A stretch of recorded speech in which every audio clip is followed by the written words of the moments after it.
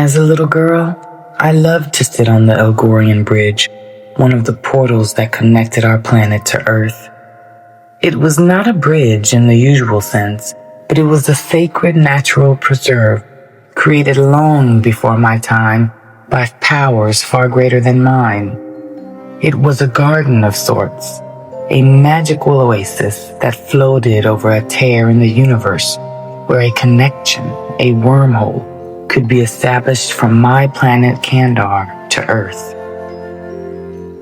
It was called a bridge because of the energy-reinforced hemp passageways connecting the floating natural oasis to solid land. Beneath the Elgorian Bridge was a body of water to the naked eye, but an entire world could be watched from above by those with enough power to open the gateway or pull away the dark watery curtain. Very few had the energy or power to master the skill, yet from an early age I could tap into that well of power and explore it to my heart's delight. I had an affinity for the bridge, as if my destiny would be shaped here. As a young child sitting on the bridge, I could watch Earth's inhabitants from the safety of my home. Unlike my peers, I was drawn to this realm. I found it fascinating, the different species of life forever churning in a kaleidoscope of evolution, as if it didn't know what it wanted to create next. This visage helped me cope with the loss of my parents and the deep-seated loneliness only an orphan can feel.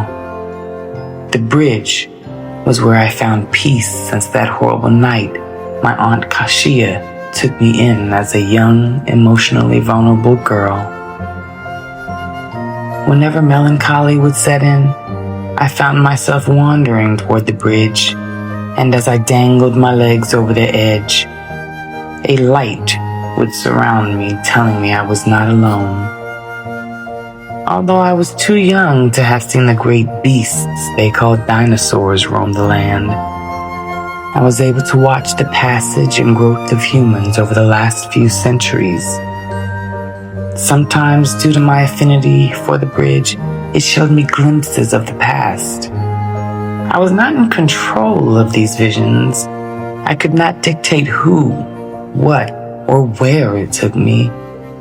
They were eras long gone, before I took my first breath, as if it were preparing me for an uncertain future. Time worked differently on Khandar. Sometimes just a blink of a human life was merely a year on our planetary plane. However, the most powerful of us were blessed with incredibly long lives. Their minds, flesh, and bones were kept young by the very energy that was keeping our planet alive, the core that stored the very essence of the cosmos. However, sometimes that same power could age the carrier, speeding up their life cycle because of the nature of their power.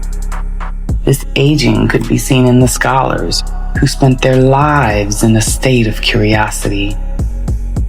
As their knowledge grew, stored in their minds, the weight of the truths and connections they accumulate eventually degrades their minds, and the body slowly follows. As for our long-lived state, humans would call this immortality, where the blink of a second spanned years of a person's life. A living torture for some, but in reality, it was just science. Many of our elders were gone now, perished from the rot which infiltrated our minds, homes, and environment during the Great War. But many were still alive, and I would always seek them out to glean more information about this world that so fascinated me. Through the bridge, I could see Earth's people in their constant state of war, the fall and rise of empires, the great love between people, and also their great deceit. They loved so strongly, and would move mountains to share a moment in their personal reality with the object of their desire. Unfortunately, they hated just as robustly as they loved, destroying anything with a short-sightedness that was appalling and often catastrophic. Hatred is born of fear, anger, jealousy, pain, and sometimes just pure, unabashed pleasure.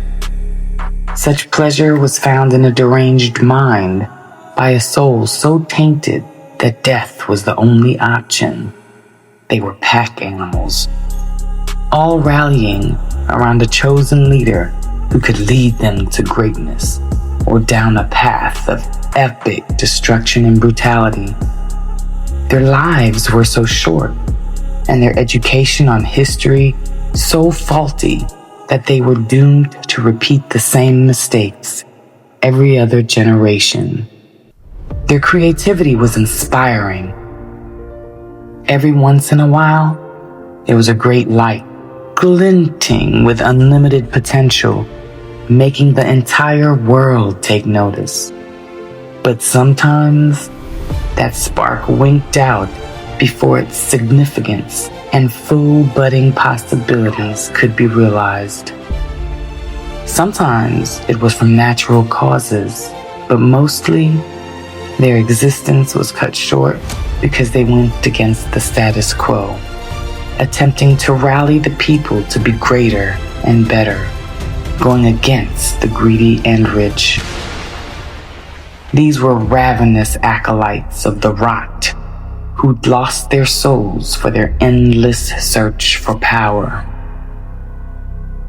Sometimes I would conserve my life force for weeks before I approached the Elgorian Bridge, so that for short periods of time I could see the past, helping me better understand the present. In my search, I learned of them through a Galilean man who debated with Jewish authorities on the subject of God as his disciples wandered the Negev desert and fertile lands of the Jezreel Valley. His gift was one of love, regardless of the transgressions done to him and his people. He also had the ability to suffer, which inspired nations and eventually influenced the world. Humans always needed to believe in something greater than themselves to justify their behavior toward the world around them. I watched how this Galilean man inspired scores of people. However, as time progressed, his words and teachings became twisted into the religious divisions found in the human population today. Those were Machiavellian tendencies used in his teachings to create their cultural and economic deterioration, spreading like cancer across their world for their own selfish means.